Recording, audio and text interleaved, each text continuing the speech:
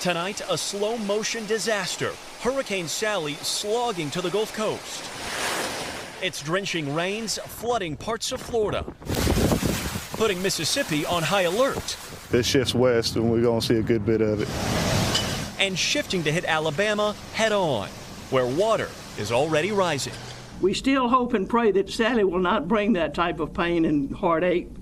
But my fellow Alabamians, Hurricane Sally is not to be taken for granted.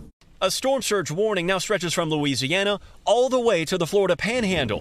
While hurricanes are rated by wind speed, water is the biggest threat. Almost 90% of hurricane-related deaths in the U.S. are water-related, from surge, rip currents, and flooding. And Sally promising a lot of water. Forecasts in some areas now calling for more than 2 feet of rain.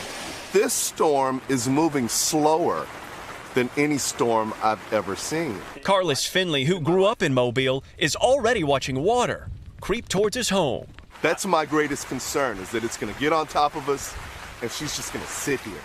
Coast Guard crews in Mobile now off the water until conditions improve.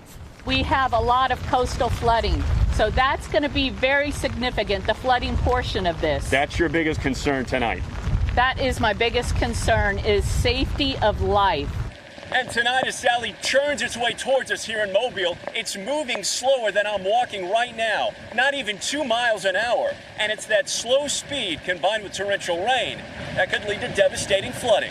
Hey, NBC News fans, thanks for checking out our YouTube channel. Subscribe by clicking on that button down here and click on any of the videos over here to watch the latest interviews, show highlights, and digital exclusives. Thanks for watching.